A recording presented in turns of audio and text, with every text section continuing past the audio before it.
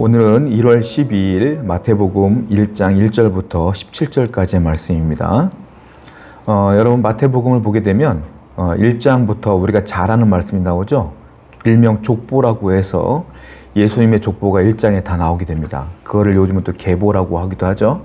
계보나 족보나 똑같은 말이에요. 그래서 마태복음 1장을 보게 되면 이 계보를 통해서 무슨 은혜를 받을 수 있을까라는 생각을 하게 되는데 굉장히 중요하기 때문에 1장에 등장을 하는 겁니다. 왜냐하면 마태복음은 마태가 썼거든요. 그런데 마태는 이 복음서를 누구를 대상으로 쓴 거냐면 유대인을 대상으로 쓴 거예요. 이방인이 아니라 유대인을 대상으로요.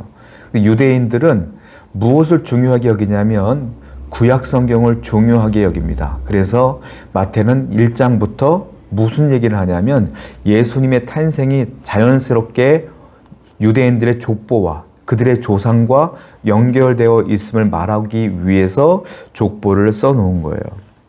그러니까 이 말은 이것은 굉장히 그 유대인들에게 신뢰를 주기 위해서 마태가 써놓은 것이다 라고 보시면 돼요. 2절 말씀 보게 되면 맨 처음에 족보가 시작되어지는데 아브라함이 나오고 그 다음에 아브라함이 이삭을 낳고 그 다음에 이삭은 야곱을 낳고 야곱은 유다와 이렇게 쭉 나와요. 그러니까 유대인들이 제일 존경하는 인물 누구예요? 아브라함, 그리고 이삭, 그리고 야곱. 이스라엘 민족의 시조죠. 이 사람들로 통해서 유대 민족이 시작된 거니까 그렇게 얘기를 합니다. 그런데 이 말에는요 어떤 의미가 있느냐면 아브라함이 이삭을 낳았잖아요. 몇 세에 낳았습니까? 100세에 낳았어요. 그리고 아브라함은 75세에 이삭을 낳을 것이라고 하는 예언을 들었단 말이에요. 그런데도 이삭이 바로 나온 게 아니라 25년 후에 100세의 아들을 낳게 된 거예요. 그래서 이 말은 무슨 말이냐면 마지막에 누가 나오죠? 메시아가 나오죠. 예수 그리스도가. 그래서 이 예수 그리스도의 탄생과 예수 그리스도의 구원의 역사를 어떻게 보고 있느냐면 먼저 아브라함의 인내가 있었기 때문에 이것들이 이루어진 것이다 라고 말하는 거예요. 믿음의 인내.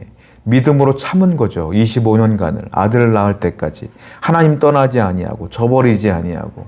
그래서 아브라함이 나오는 거예요. 성도 여러분, 믿음은 인내예요. 여러분들 하나님을 신뢰한다면 기도의 응답이 바로 되지 않는다고 해서 낙심하지 마시고 될 때까지 또 인내하시고 기다리시기 바랍니다. 또 하나는 이삭을 낳았고 이삭이 또 야곱을 낳았다. 야곱까지 이렇게 이야기가 되는데 사실 이삭은 이 장자권을 야곱에게 주고 싶지 않았어요. 누구한테 주고 싶었죠? 에서에게 주고 싶었죠. 그런데 하나님의 주권으로 야곱에게 그것이 흘러가는 거예요.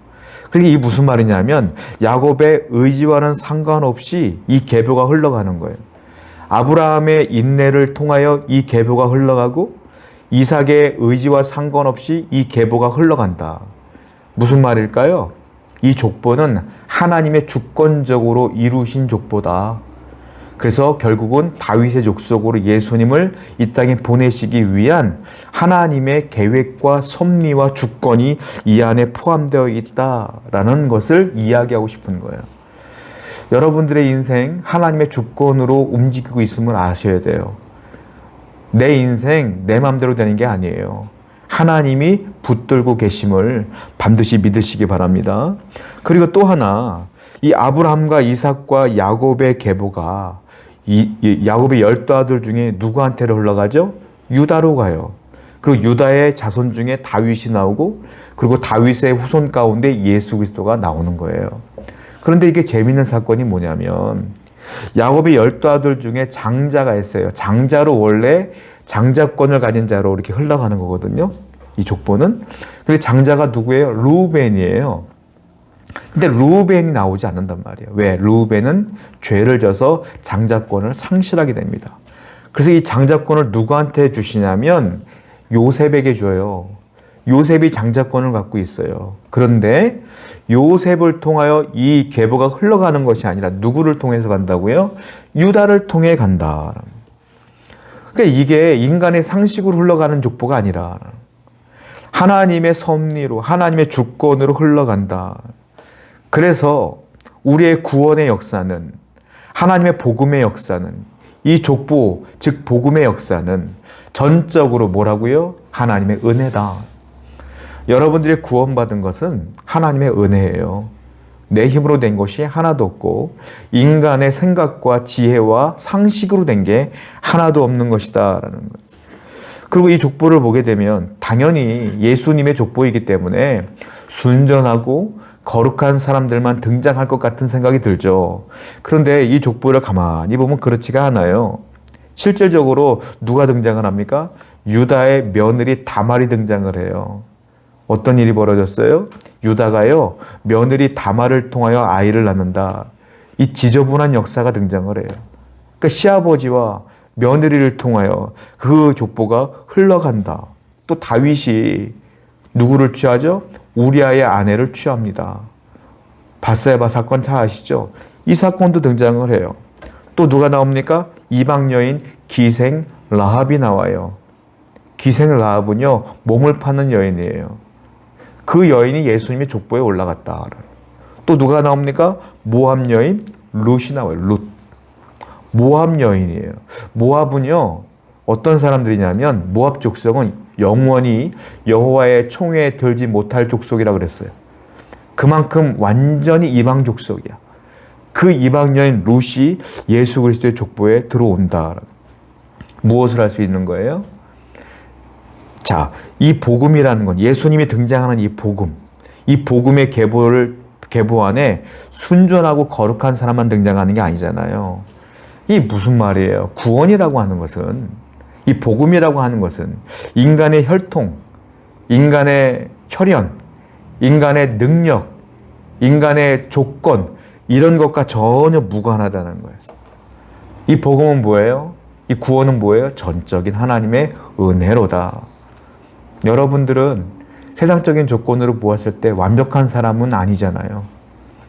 그런데 우리는 구원받았어요. 전적인 하나님의 은혜입니다.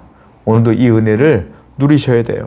그리고 감사하셔야 돼요. 또, 자, 7절부터 12절을 보면, 12절 첫 번째 보면, 이 내용이 무슨 말이냐면, 바벨론으로 사로잡혀간 이야기가 나와요. 바벨론 포로의 족보도 나온단 말이에요. 여러분, 바벨론 사건이 벌어졌을 때 이스라엘은 완전히 무너졌다라고 생각을 했어요. 나라가 망한 거죠. 포로로 잡혀갔잖아요. 70년 동안 포로 생활을 했단 말이에요. 그러니까 이 말은 다윗 왕조가 완전히 몰락했다.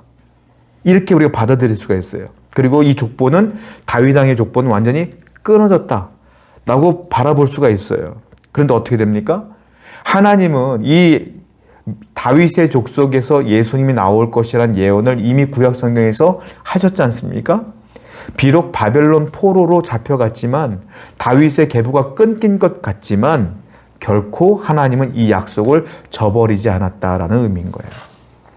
하나님은 약속을 잊지 않았고요. 저버리지 않았어요. 결국은 바벨론에서 70년 만에 돌아와서 이 계보가 계속 이어져서 예수 그리스도가 탄생되는 것을 보게 돼요. 하나님은 어떤 분이시냐? 약속을 성취하는 분이다. 약속을 이루시는 분이다. 우리 하나님은요, 신실하신 하나님이셔요. 여러분들에게 주신 언약이 있을 줄로 믿습니다. 그 언약은 반드시 이루어질 거예요. 우리 교회에 준 언약도, 여러분들의 가정에 준 언약도, 여러분 자녀들에게 준 언약도, 여러분들에게 준 언약도 반드시 이루어질 줄로 믿습니다. 하나님은 신실한 분이십니다. 오늘도 하나님의 은혜를 누리며 모든 것들이 하나님의 주권과 은혜로 되었습니다라는 고백이 여러분께 가운데 흘러나올 수 있는 하루가 되기를 축원드립니다. 기도하겠습니다. 하나님 감사합니다. 오늘도 이 족보를 통해서 예수님의 은혜와 하나님의 주권과 하나님의 은혜를 배웠습니다. 하나님은 신실하신 분이시며 약속을 성취하시는 분임을 깨달았사오니 오늘도 하나님 붙들고 살아갈 수 있도록 인도하여 주옵소서. 예수님의 이름으로 기도드렸습니다. 아멘.